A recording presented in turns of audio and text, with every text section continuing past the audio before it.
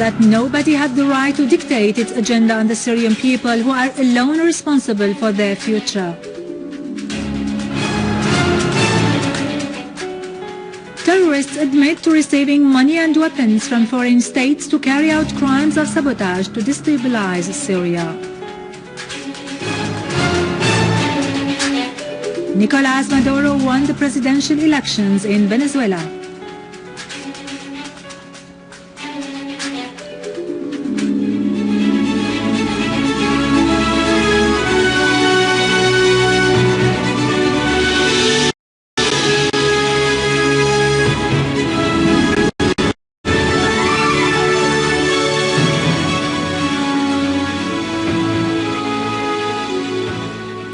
Good afternoon, ladies and gentlemen, and welcome to our news for today. That do not harm Russia's interests or the interests of its people. Yet, he is very firm in preserving the red lines representing Russia's national interests.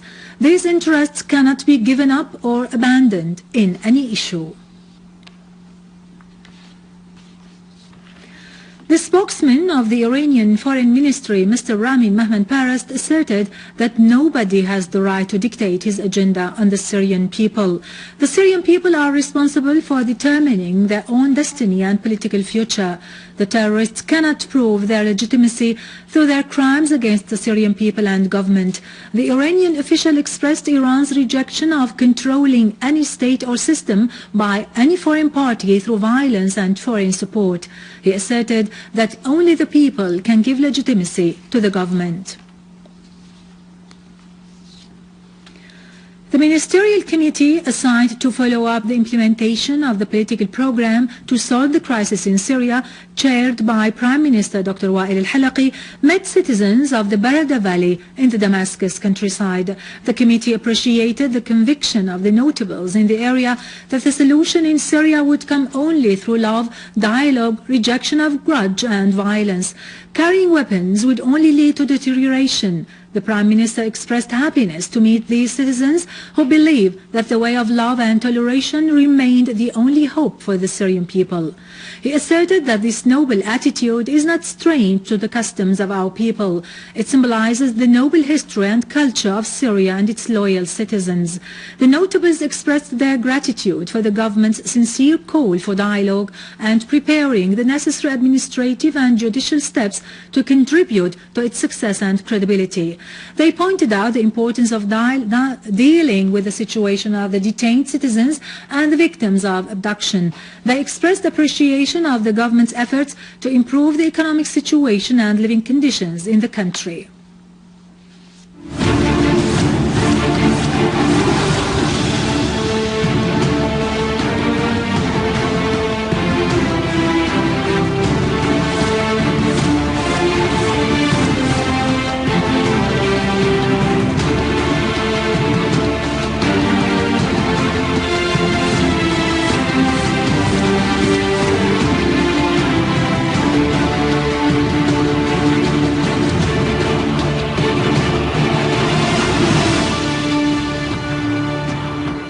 In the Latakia countryside, the Syrian Arab Army units targeted gatherings and hideouts of terrorists in several villages, killing and wounding many of them, in addition to the destruction of their vehicles carrying terrorists, weapons and ammunition.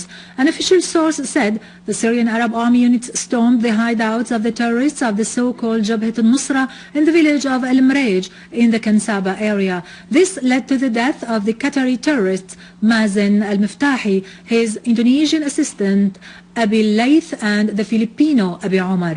18 vehicles, including 6 armored cars, were also destroyed. In Homs countryside, units of the Syrian Arab Army pounded groups of terrorists, killing many of them and injuring several others. In a specific operation carried out in Tal Dahab and Kifarlaha in Al-Hula district of Homs countryside, Syrian Arab Army units destroyed 3 vehicles. 2 of them were carrying heavy machine guns and the third was equipped with a mortar gun. Many terrorists were killed in the operation, including Muhammad al-Hamad, who is Lebanese. A military source said that Syrian Arab army units blocked an attack by terrorist armed groups at a security checkpoint near Tell al-Nabi Mando in Al-Aqsar countryside, killing many terrorists, including some leaders of the so-called Al-Farouq brigades.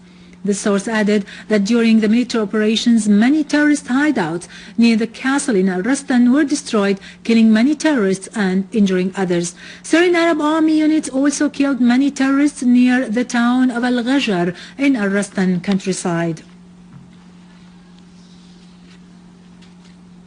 Units of the Syrian Arab Army carried out qualitative operations against terrorist groups in several areas in the Idlib countryside, inflicting heavy losses on them.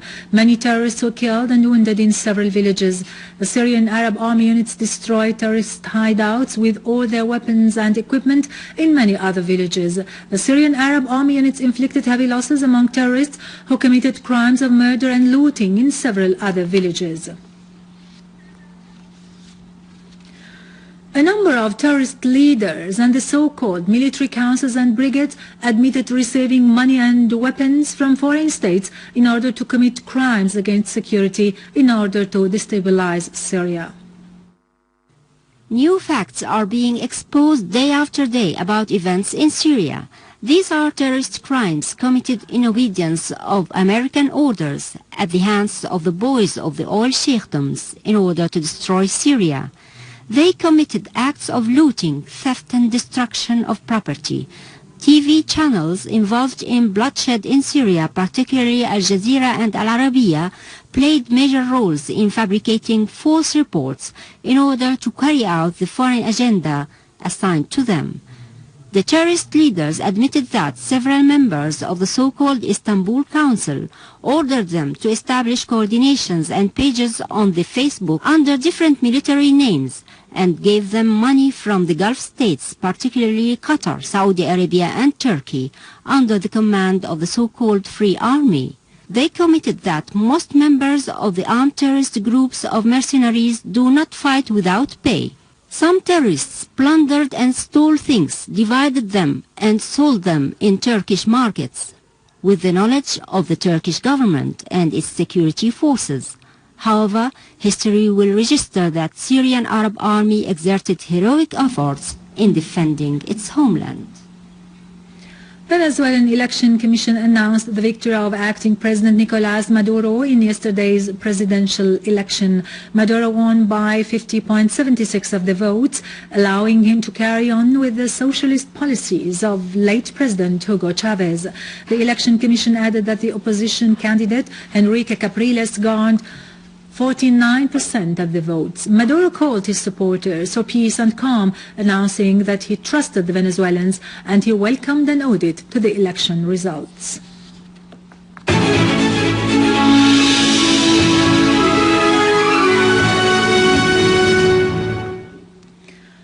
One may imagine that translation from one language into another is easy. However, it is difficult to formulate the idea to make it acceptable and understood by several people. This process requires effort and time. Each people have their own peculiarities which require the translator to have prior knowledge of addressing them in order to allow the acceptance of the presented ideas. The Ministry of Culture believes that the cultural legacy is the real bridge among various people and civilization. Today, the National Syrian Museum witnessed the start of the activities of the National Committee of Translation. The main goal of the National Translation Plan that we've just launched today is to build an epistemic set of books that are translated from different languages into Arabic, and to provide them to the Syrian reader, so that our reader is capable to see a window to the world and to understand the international horizons of globalization, a globalization that is not built on hegemony but built on complementarity. This committee would translate the important Arabic books and historical events into several foreign languages.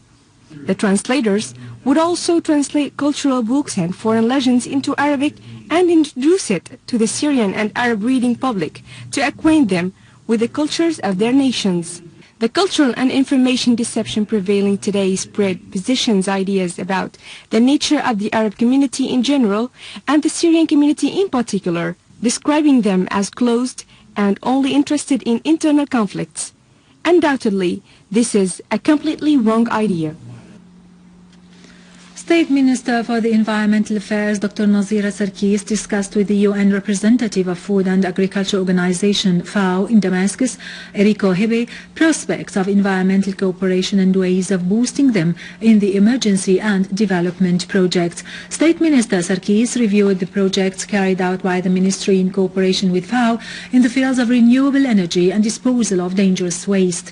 Sarkis also asserted the necessity of boosting cooperation with FAO, especially in the field of the emergency projects that relate to environment as a result of the current circumstances in Syria. In turn, Ms. Hibi praised the distinguished relations between the ministry and FAO, especially concerning the development projects.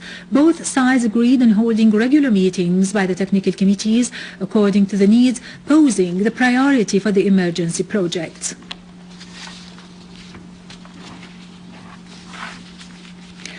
With this, we end our news for today. Thank you for watching. For more details about Syria and the region and to view this bulletin again, you can always visit our website in English, syriaonline.sy.